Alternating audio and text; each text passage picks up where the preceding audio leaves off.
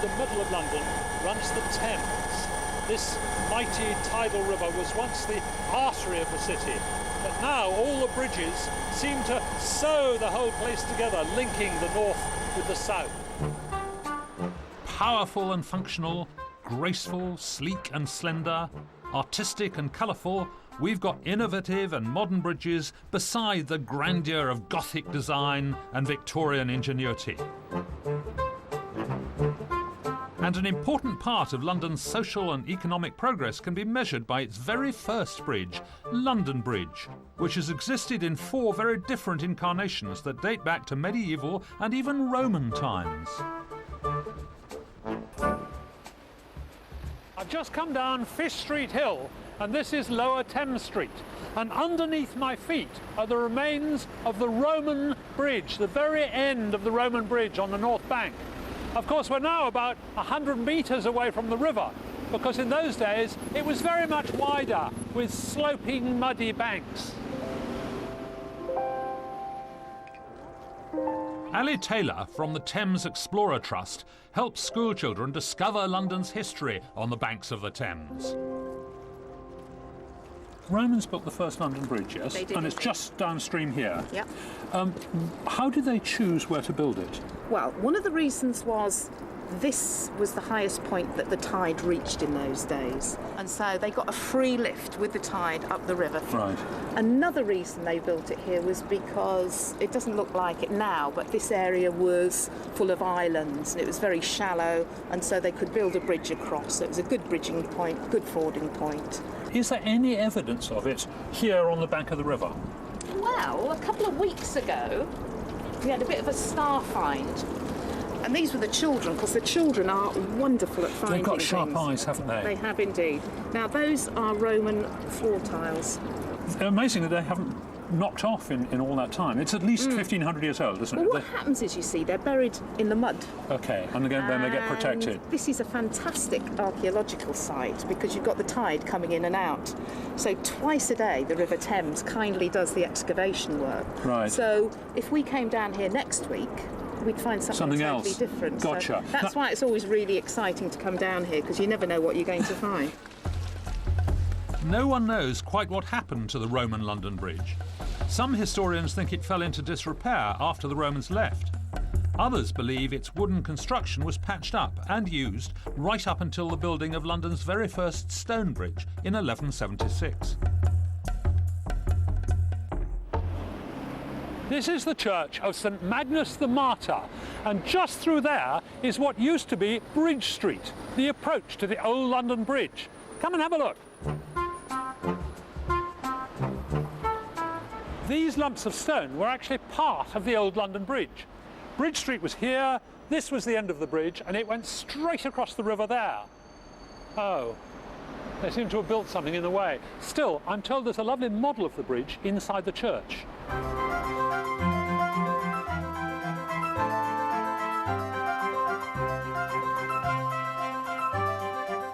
And here it is. Just look at this. What amazes me is all the buildings on the bridge. There are 3-storey houses, there are shops down below, there's a chapel, the Thomas à Becket Chapel, there's a gatehouse here, there are pigs in the street, and lots of chaps on horses and cows here as well. Here's a bit of naked bridge, but mostly it's covered in buildings. Now, in the old days, before this, they could put a single arch over a stream, but here this is 276 metres long, and they had to have, look, 19 arches. Absolutely extraordinary, arch after arch, and they're incredibly narrow too. Just look at this one here. Hello. You can see it'd be quite tough to get a boat through there, it's so narrow. And in fact, if the tide was unfavourable, there could be a 6-foot drop from your side upstream to my side, so that you'd shoot through at tremendous speed. It was called shooting the bridge, and the watermen loved it, but it was dangerous. A lot of them died. And a proverb came which said, the bridge was for wise men to cross over and for fools to go under.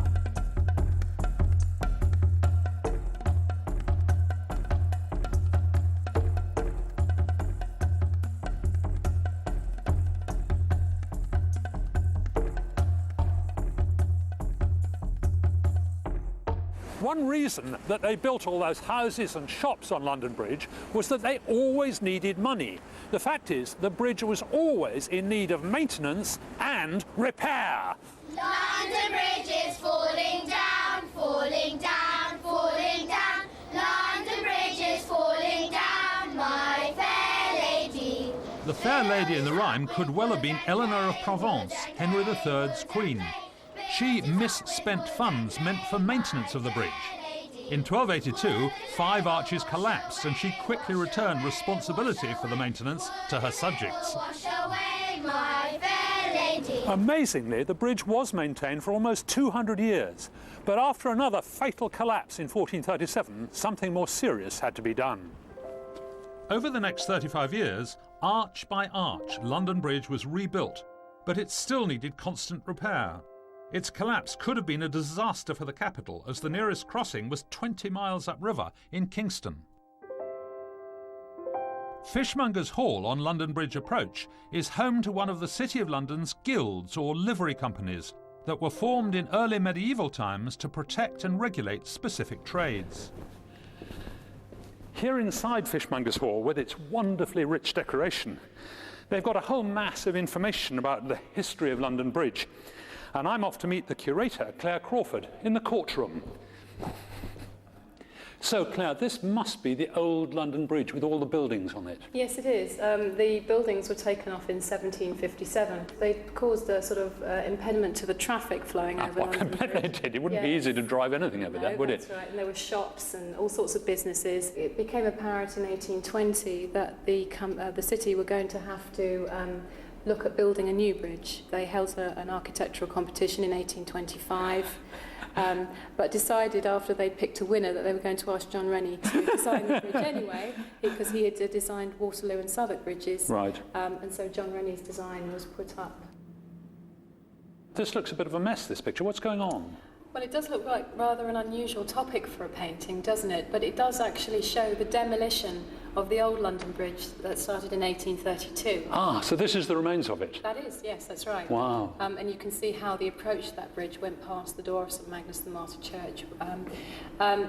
This looks to our eyes, as I say, an unusual topic, but the fact is that 5,000 people a day came to see the bridge being demolished. Really? Yeah. Did they sell tickets? They should have done, I think. Yes. But yeah, I'm sure a few of them took the odd piece of stone home and put it in their pockets as a souvenir. The demolition of the medieval London Bridge had sparked an awareness of its historical value, and all sorts of little trinkets, egg cups and snuff boxes were made out of fragments of the bridge's stone and timbers. Curiously, the finest artefact of all from the old London Bridge is this chair. It's not terribly comfortable, I have to say, because I'm sitting on a piece of stone. Claire, tell me about it. You allege that all these timbers came from old London Bridge, but they're not covered in barnacles or seaweed or anything. No, these were very large old timbers, some of them driven into the riverbed. They were taken out, preserved, dried out, and then the inner parts of the wood were used to make the chair that you can see here. We've got here the old London Bridge with its 19 small arches there.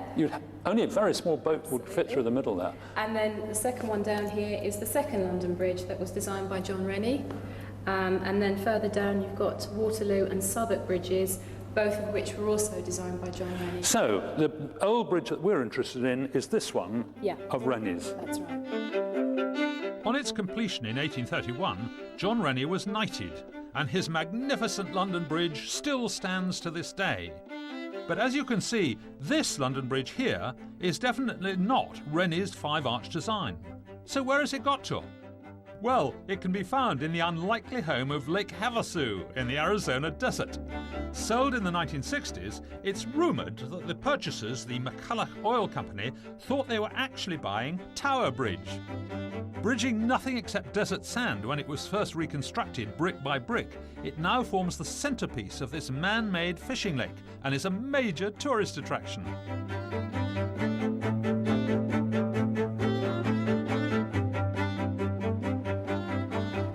You don't have to go all the way to Arizona to see Rennie's London Bridge, because this is one of the original arches, the one on the south bank.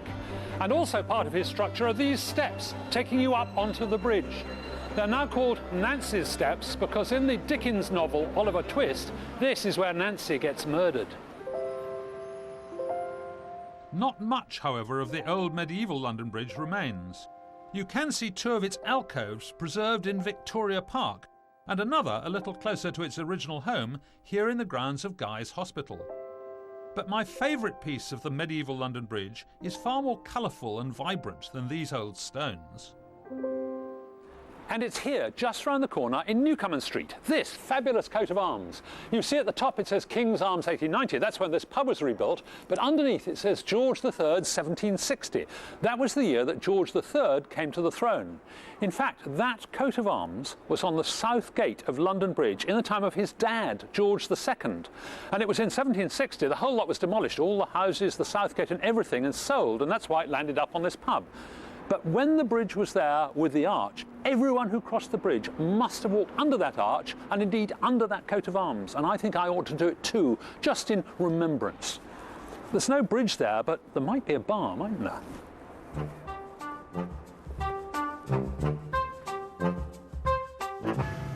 For hundreds of years, the only bridge to cross the Thames in London itself was London Bridge.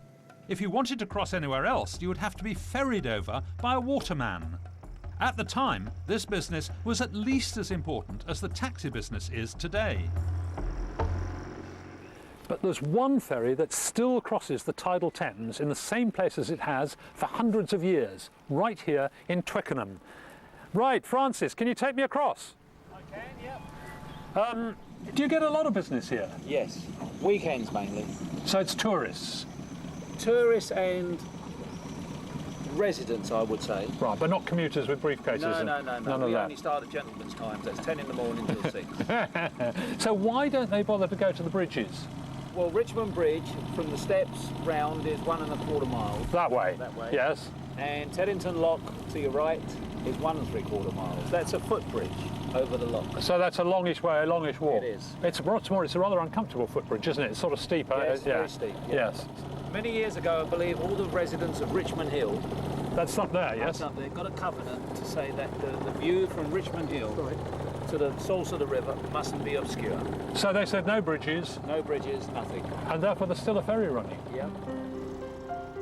That, of course, was not to be the fate for the rest of London's watermen. I steadied my sea legs again for a ride a few miles downstream.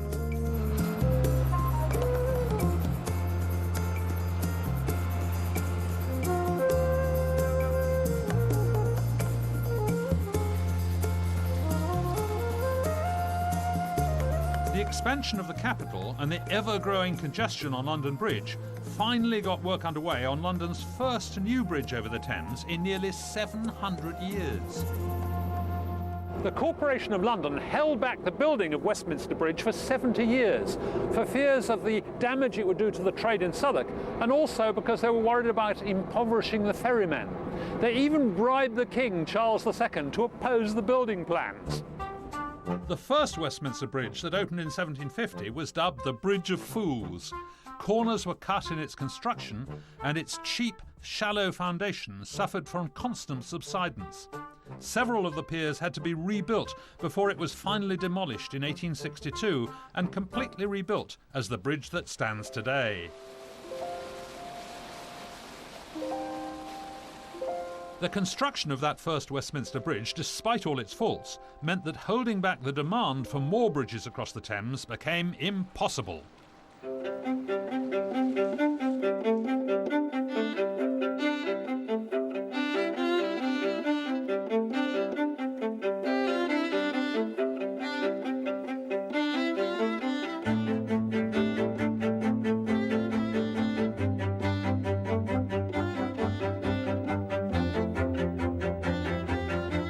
The grandest and most famous bridge in the whole of London is a monstrous Victorian original built right next to the Tower of London. It's Tower Bridge. It's also one of the newest, completed in 1894.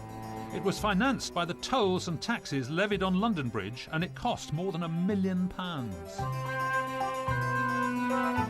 It was arguably the most ambitious civil engineering project at the time. Over 400 men were employed to build the structure, and over 70,000 tonnes of concrete were used to build the bridge's supporting piers alone. Today, thousands of tourists come here just to look at this fabulous structure. But back in 1876, just the idea of building a bridge here wasn't at all popular. Now, the City of London were desperate to ease the traffic flow around the city, which is just the other side of the Tower of London. But the Thames was a major shipping lane, and a bridge here might spell the end of the upstream docks. So how would the bigger ships reach the docks further upstream? Many designs were put forward with various clever ideas for letting the ships through. Eventually, it was Horace Jones's ingenious drawbridge design that was chosen. It lifted the whole road. Now look, they're opening the bridge. It's up at nearly 45 degrees. There's a boat coming down. So they've shut off the traffic, they've shut off the pedestrians, and they're all gathered here. In the old days, Port of London was the busiest port in the world, and they kept having to lift the bridge several times a day. So the pedestrians were allowed to go up in lifts up the towers and walk across the high walkways at the top so they wouldn't be interrupted. But in fact, nobody bothered to go because it was such fun standing here watching the bridge go up. They all just stayed here as spectators, more or less as they are today.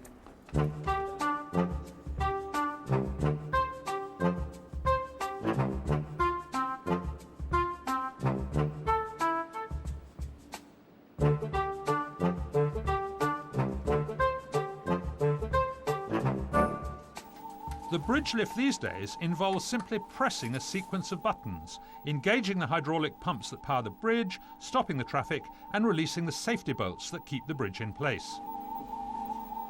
David, who was in charge of opening the bridge, was kind enough to let me have a go at the final stage of lifting. So how are we doing? What else has to happen? It's now protected, so now we're ready to do a lift. Really? Can I do it? Now ready to do a lift. All we do is check and make sure the bridge is clear of everybody. Right. And now you can go ahead. You don't have to warn anybody? You just do it? We just do the lift now. And hold it down? You just pull back and hold it back. If you watch the screen, Oh, fantastic. you watch the screen will actually go with it. Oh, yes. Show you how you're moving. Oh, wow. Hey, this is something I always wanted to do. Now. Open Tower Bridge. 45 is a long way up. It actually goes up to 87 degrees. Gosh. Oh, the pigeons are getting all unhappy up there.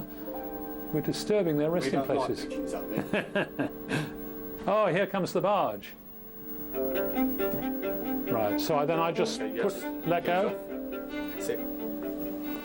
This will come to rest.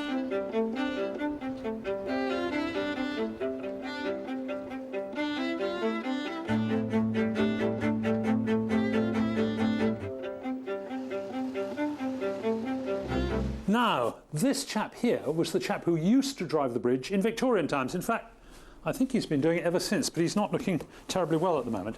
They didn't have green electric buttons in those days. They had these vast levers. The first two levers here are for the large and small engines. It says large and small. You could decide which engines you wanted to drive. This is for the resting blocks, the brake. You had to operate each of these in turn, and more brake, and finally the pawl, and each one had to be over like that before you could begin to open the bridge. And then when you shut it again, you did that. And when you were going to open the bridge, you did it with this, which is basically just to open the hydraulic valve down below and let in originally the water, and today it would be the oil.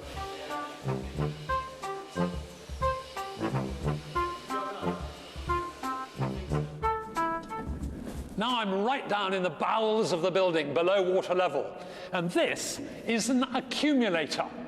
The way the Victorians did it was to generate, using a steam engine at the end of the bridge, high-pressure water at 750 pounds per square inch, which came in here in pipes. But they couldn't make it fast enough to lift the bridge directly, so they had to accumulate the energy. And what they did was to pump that high-pressure water into a cylinder in the middle of this. And the water pushed the piston up, which lifted this crosshead and lifted the whole of this vast weight. And it went up the rails, you see there are guide rails in the walls, up about 20 feet. And then they had accumulated a mass of energy. And with 6 of these accumulators, they had plenty of power to lift the whole bridge. Despite switching to electricity in 1976, the basic Victorian engineering principles that power Tower Bridge remain the same today as they were over 100 years ago. I was taken further into the depths of the bridge to see the bascule chamber that was built to accommodate the bridge's counterweight as it opened. It's moving. It's moving. Are you sure it can't just break loose and go whoop? It cannot break loose, no. All systems fail, it just locks up solid wherever it is. Now, as much as the crew and I knew this was true, there is still something decidedly uncomfortable about having hundreds of tons of lead and iron bearing down on you. You can see the sky through there, well, almost. Yeah. That is one whole lot of machinery, isn't it? Each end of the bridge weighs 1,200 tons, but they're relatively easy to lift because the counterweights coming toward me in the bascule chamber act in the same way as the kid at the other end of a seesaw. I just hope he's right and that it is going to stop quite soon. Ah, it's stopped. Or broken. Broken. I don't believe you could break this bridge. Though only a short ride downstream from its nearest rival, London Bridge, Tower Bridge stands as a reminder of London's seafaring heritage of the not-too-distant past and marks our progress as we build yet bigger and bolder bridges even further towards the sea.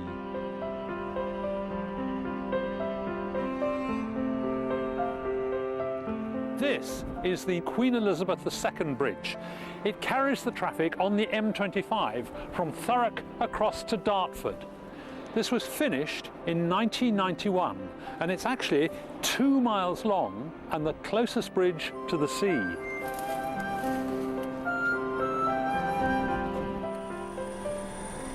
As American President Franklin Roosevelt once said, there can be little doubt that in many ways the story of bridge building is the story of civilization. For by it we can measure an important part of a people's progress.